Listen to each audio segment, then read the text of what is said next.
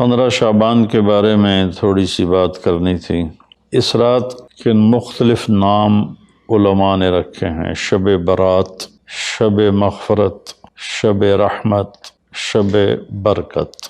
حدیث پاک میں اس کا کوئی نام نہیں ہے۔ حدیث پاک میں ہے لیلۃ نصف من شعبان، آدھے شعبان والی رات، یعنی 15 شعبان کی رات۔ اس میں صرف یہ الفاظ ہیں۔ یہ نام بات کے علماء نے رکھے چونکہ اس میں مغفرت ہوتی ہے تو اس کا نام شب مغفرت، اس میں جہنم سے خلاصی ہوتی ہے تو شب براءت، اس میں برکات کا نزول ہوتا ہے تو شب مبارک، اس میں اللہ کی رحمت کا نزول ہوتا ہے تو شب رحمت۔ لیکن لیلۃ نصف من شعبان اس کا نام حدیث پاک میں آتا ہے۔ اس کے بارے میں امت میں 2 طبقے ہیں، دونوں انتہا پر ہیں، جو نامناسب ہے۔ ایک طبقہ ہے جو بالکل اس کی نفی کرتا ہے، رد کرتا ہے اور اس میں شدت اختیار کرتا ہے۔ اختلاف کا اصول ہے کہ اپنی بات پیش کرو، دوسرے کو عزت دو، لیکن اپنی بات پیش کرتے ہوئے روڈ ہو جانا، ریش ہو جانا اور دوسروں کی بے عزتی کرنا، یہ اللہ کو ناپسند ہے۔ یہ اللہ کی بارگاہ میں انتہائی ناپسند چیز ہے، تو اس کی بالکل نفی کرتے ہیں کہ کچھ بھی نہیں ہے۔ ایک طبقہ ہمارے ہاں ہے جنہوں نے کیا کچھ اس میں ڈال دیا ہے، یہ بھی بالکل غلط ہے، یہ بھی نہیں ہونا چاہیے۔ جو اعتدال کی بات ہے میں آپ کے سامنے پیش کر دیتا ہوں۔ اللہ کے فضل و کرم سے یہ اعتدال والی ہے، یعنی نہ شدت ہے نہ وہ بدعت ہے، درمیان کی چیز ہے، امید ہے صحیح ہوگی۔ اس رات کی فضیلت کو 10 صحابہ نے روایت کیا ہے، جس سے ابو بکر رضی اللہ عنہ بھی ہیں، حضرت عائشہ رضی اللہ تعالیٰ عنہا بھی ہیں، لیکن یہ ساری حدیثیں ضعیف ہیں۔ ضعیف حدیث سے کوئی حکم ثابت نہیں ہوتا، لیکن ابن العثیمین رحمۃ اللہ علیہ چند سال پہلے سعودیہ کے بہت بڑے محدث بھی تھے، مفسر بھی تھے، فقیہ بھی تھے اور بہت بڑے عالم تھے۔ انہوں نے لکھا ہے کہ 10 حدیثیں ضعیف جب اکٹھی ہو جاتی ہیں تو وہ حسن کا درجہ حاصل کر لیتی ہیں۔ حسن لغیر ایک ٹرم ہے محدثین کی کہ وہ قابل قبول ہو جاتی ہیں اور اس کو فضائل میں قبول سمجھا جاتا ہے، حجت سمجھا جاتا ہے۔ عمل کے ثبوت کے لیے، عبادت کے ثبوت کے لیے، عقیدہ کے ثبوت کے لیے صحیح حدیث کے بغیر کوئی حدیث بھی قبول نہیں ہے۔ تو اس لیے 10 حدیثوں ضعیف کا جمع ہو کر اس کی فضیلت کا بولنا اس کے اندر کچھ نہ کچھ رکھتا ہے۔ اور فضیلت جو اللہ کے نبی نے ارشاد فرمائی کہ 15 شعبان کی رات کو عائشہ فرماتی ہیں میں اٹھی تو آپ بستر پر نہیں تھے، تو میں ڈھونڈنے نکلی تو آپ جنت البقیع میں پہنچے ہوئے تھے، تو آپ نے دیکھ کر کہا عائشہ تو کیا سمجھتی ہے کہ اللہ اس کا رسول تمہارے ساتھ خیانت کریں گے؟ میں تو بقیع والوں کے لیے آیا تھا دعا کرنے۔ پھر آپ نے فرمایا آج کی رات وہ رات ہے جس میں اللہ تبارک و تعالی بنو کلب ایک قبیلہ ہے جن کے پاس بھیڑ بکریاں بہت زیادہ تھیں، کہا عائشہ جتنی بنو کلب کی بھیڑ بکریوں کے جسم پر بال ہیں ان بالوں کی تعداد کے برابر اللہ تعالیٰ اپنے بندوں کو مغفرت فرماتا ہے، جہنم سے خلاصی فرماتا ہے۔ اس پر شب برات اور شب مغفرت علماء نے اس کا نام رکھا، میرے نبی کی زبان سے یہ نام نہیں نکلا۔ تو اس کی یہ فضیلت ہے کہ اس میں اللہ تعالیٰ کی طرف سے بخشش کا نزول ہوتا ہے۔ باقی یہ جو کہتے ہیں کہ اس میں فرشتہ اترتا ہے اور سارے سال کا بجٹ بتاتا ہے اور سارے سال کے واقعات، یہ کسی حدیث میں میری نظر سے نہیں گزرا۔ سورہ دخان میں فیہا یفرق کل امر حکیم کا جو آیت آتی ہے، تو اس سے پہلے کی آیت شب برات کی نفی کرتی ہے، انا انزلناہ فی لیلۃ مبارکۃ، کہ ہم نے اس سے مبارک رات میں اتارا قرآن پاک۔ تو قرآن پاک تو لیلۃ القدر میں اترا ہے، تو اگر کوئی کسی قسم کے اعلانات ہوتے ہیں تو پھر شب قدر میں ہوتے ہیں، اس رات میں نہیں ہوتے۔ دوسرا یہ ہے کہ اس کے روزے اور بندگی کے بارے میں، شب قدر کی اللہ کے واسطے میری بات دھیان سے سنو، اللہ کی قسم کوئی خاص عبادت میرے نبی نے نہیں بتائی، لیلۃ القدر کی کوئی خاص عبادت میرے نبی نے نہیں فرمائی۔ حضرت عائشہ رضی اللہ عنہ نے پوچھا، یا رسول اللہ اگر مجھے لیلۃ القدر نصیب ہو تو میں کیا کروں؟ کہا یہ دعا پڑھو، اللہم انک عفو تحب العفو فاعف عنی، اللہ تو معاف کرنے والا ہے، معافی کو پسند فرماتا ہے، مجھے معاف فرما۔ تو میرے نبی کی عبادت وہی 11 رکعت تہجد کے نوافل تھے، چاہے وہ شب قدر تھی، چاہے وہ شب برات تھی، چاہے وہ شب جمعہ تھی۔ تو اب اس کے نام پر لوگوں نے کیا کیا خرافہ، چونکہ ہم قرآن اور حدیث سے نہیں جڑے، کتابیں لکھی ہوئی ہیں، کس نے لکھی، اس کی سند کیا ہے، اس کی تمیز ہی کوئی نہیں ہے، تو وہ پھر بہت ہی زیادہ 4 رکعت پڑھو، پہلی رکعت میں یہ پڑھو، دوسری میں یہ پڑھو، تیسری میں یہ، چوتھی میں یہ سب بدعات ہیں، ان کا کوئی تعلق نہیں میرے نبی کے کسی بھی فرمان سے۔ میرے نبی نے صرف عبادت کا فرمایا ہے، عبادت تو شب قدر میں بھی کوئی خاص عمل نہیں۔ اور دوسری بات یہ کہ اگر آپ نے عبادت کرنی ہے تو مسجد نہیں گھر، مسجد نہیں گھر، مسجد نہیں گھر۔ میرے نبی نفلی بندگی گھر میں ادا فرماتے تھے۔ اب شب برات میں صلاۃ تسبیح کی جماعت ہو رہی ہوتی ہے، یہ کتنی بڑی نادانی کی بات ہے۔ نفلوں کی تو جماعت ہی نہیں ہوتی، تو یہ صلاۃ تسبیح کی جماعت کروا رہے ہوتے ہیں۔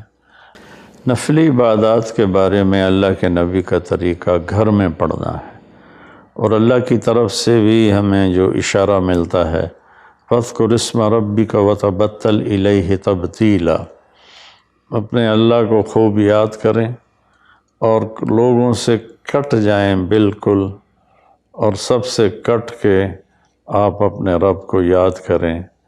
وَمِنَ اللیل فتہجد بہ نافلۃ لک عسیٰ ان یبعثک ربک مقاما محمودا فَإِذَا فَرَغْتَ فَانصَبْ وَإِلَىٰ رَبِّكَ فَارْغَب۔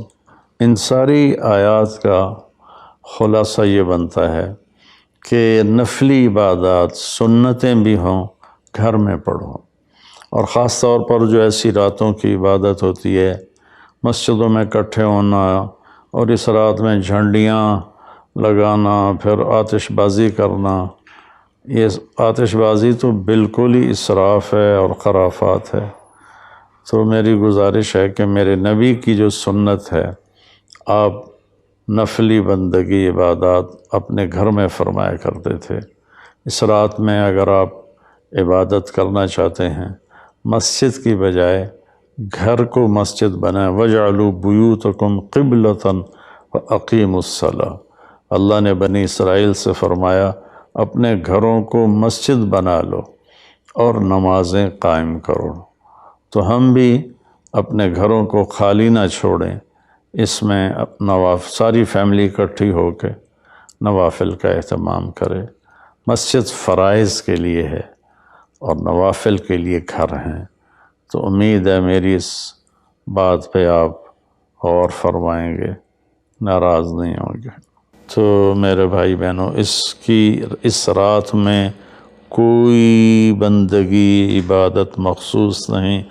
ہاں، آپ تہجد کے نوافل پڑھیں، ساری رات پڑھیں، آپ قرآن کی تلاوت کریں، ساری رات کریں، آپ اللہ کا ذکر فرمائیں، ساری رات فرمائیں، آپ دعا مانگیں چاہے ساری رات مانگیں۔ یہ مخصوص اعمال یہ ہیں: نماز، تلاوت، ذکر اور دعا، اور آنسوؤں کے ساتھ۔ اپنی کھیتی کو پانی نہ لگے تو سوکھ جاتی ہے، ایسے ہی دل میں بھی ایک کھیتی آباد ہے ایمان کی، اسے آنسوؤں کے چند قطرے ہی سمندر کی طرح سیراب کر دیتے ہیں۔ تو آنسوؤں کے ساتھ نہ ہو تو کم از کم رونے والی کیفیت ہو۔ تو یہ تو اتنا سا شب برات ہے۔ روزے کے بارے میں جو ابن ماجہ کی روایت ہے، قوموا لیلہا وصوموا شہرہا، یہ روایت بہت شدید ضعیف ہے، اور علامہ البانی رحمۃ اللہ علیہ نے اس کو موضوع قرار دیا ہے۔ تو اس میں روزہ اس نیت سے رکھنا کہ میرے نبی کی سنت ہے، یہ غلط ہے، اس طرح یہ بدعت بن جائے گا۔ کوئی ویسے نفلی روزہ اس رات میں رکھنا چاہتا ہے مستحب سمجھ کے، نفل سمجھ کے، وہ میرے خیال میں اس میں کوئی قباحت نہیں ہے، لیکن سنت سمجھ کے اگر وہ رکھنا چاہتا ہے تو یہ بات صحیح نہیں ہے، چونکہ روزے والی روایت بالکل قابل اعتبار، قابل حجت نہیں ہے۔ اس میں تمام محدثین کا اتفاق ہے کہ یہ روایت شدید ضعیف ہے، اور شدید ضعیف سے استدلال نہیں ہوتا، اس کو حجت نہیں بنایا جاتا۔ کمزور اس کا ضعف اتنا شدید نہ ہو اور کئی حدیثیں جمع ہو جائیں تو پھر اس میں ایک طاقت آ جاتی ہے۔ تو اپنے آپ کو جوڑو اللہ کے قرآن کے ساتھ، اللہ کے نبی کی حدیث کے ساتھ۔ صحیح حدیث آپ کا ماخذ ہوگا تو آپ کو آسانی ہوگی کرنے میں۔ تو اصل میں عبادات میں اعتدال ہے۔ شاید ہی کوئی رات میرے نبی ساری رات جاگے ہوں، شاید، اور شاید ہی کبھی آپ نے مسلسل، اس میں تو میں پورے یقین سے کہہ سکتا ہوں کہ آپ نے زندگی میں ایک دفعہ بھی عشاء کے وضو سے فجر کی نماز نہیں ادا فرمائی۔ بعد میں ایک رہبانیت کا ٹچ آیا کہ بندگی میں بہت زیادہ زیادتی اور اپنے نفس کشی میں راہبوں جیسی تھوڑی تھوڑی جھلک۔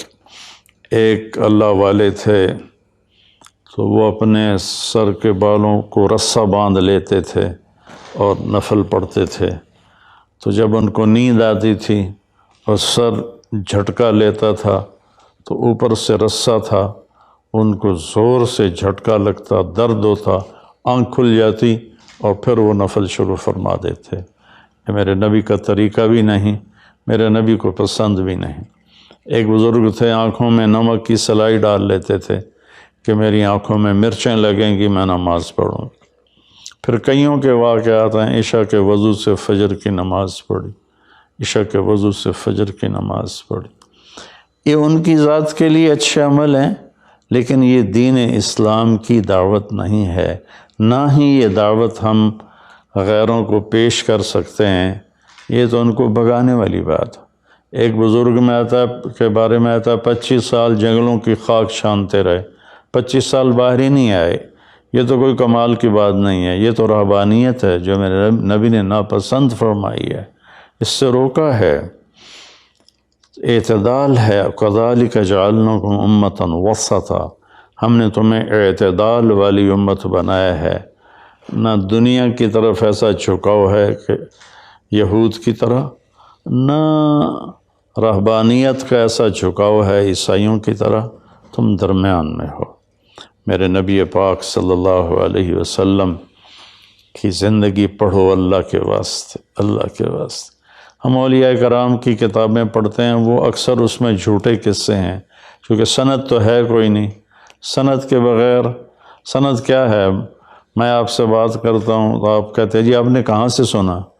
میں کہتا ہوں وہ لالو ماچھی سے سنا ہے، تو کہ لو جی ودی کیڑی کر لے ہو تو کوئی بندہ، یہ اس کو سند کہتے ہیں۔ بھئی آپ نے یہ کہاں سے بات سنی؟ میں کہوں میں نے مفتی تقی عثمانی صاحب سے سنی، تو کہ ہاں یہ ٹھیک ہے، اس کو سند کہتے ہیں کہ جو بات پہنچی ہے مجھ تک، کون پہنچانے والا ہے؟ اگر وہ صحیح مضبوط آدمی ہے وہ بات مضبوط ہو جائے گی، اگر وہ کمزور آدمی ہے بات کمزور ہو جائے گی۔ تو ہمارے ہاں جو بر صغیر میں کتابیں چھپتی ہیں اولیاء کرام کی زندگی کے بارے میں، وہ جھوٹے قصوں سے بھری پڑی ہیں، ان کی کوئی سند نہیں ہے۔ اللہ کے واسطے نبی کی زندگی پڑھو، آپ کو پتہ چلے گا زندگی ہے کیا۔ قرآن پڑھو، آپ کو پتہ چلے گا اللہ چاہتا کیا ہے۔ اللہ تعالیٰ اس رات کی رحمتیں برکتیں ہمیں نصیب فرمائے۔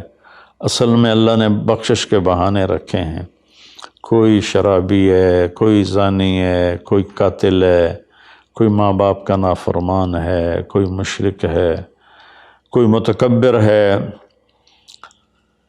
کوئی سود خور ہے، کوئی رشوت خور ہے۔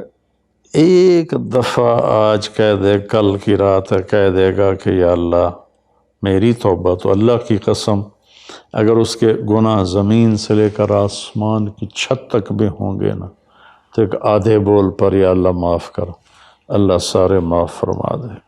سبحان اللہ۔ آگے جملہ بڑا خوبصورت ہے، ولا بالِ، اس میں تکبر ہے، ولا بالِ، ہمیں کسی چیز کی کوئی پرواہ نہیں۔ تو کسی نافرمان کو حقیر نہ جانو، اور کبھی اپنی نیکی پہ تکبر نہ کرو۔ اور ایک جرم اور بھی ہے جو میں کہتے کہتے 30 سال ہو گئے، فرقہ واریت سے توبہ کرو۔ اپنے فرقے پہ جمے رہو، لیکن دوسروں سے نفرت، سلام بھی نہ کرنا، جنازہ بھی نہ پڑھنا، حرم شریف میں جا کر بھی نمازیں نہ پڑھنا۔ اچھا اللہ کے واسطے آج بہت اویئرنیس ہو چکی ہے، تو مہربانی کرو، امت بنو، محبت کرو، ایک دوسرے سے ملو جلو، ہم امت بن کے چلیں۔ اختلاف رائے کے فیصلے آخرت میں ہو جائیں گے۔ قل کل یعمل علی شاکلتہ فربکم اعلم بمن هو اہدی سبیلا۔ ایسی اس میں جو دیگیں چڑھائی جاتی ہیں، خیرات کی جاتی ہے، یہ بھی بدعت، سنت سمجھ کے کوئی کرے گا تو بدعت ہے، ویسے فی سبیل اللہ کوئی دیگ کرنا چاہتا ہے تو ٹھیک ہے۔ اللہ تعالی ہمیں عمل کی توفیق بخشے۔ السلام علیکم۔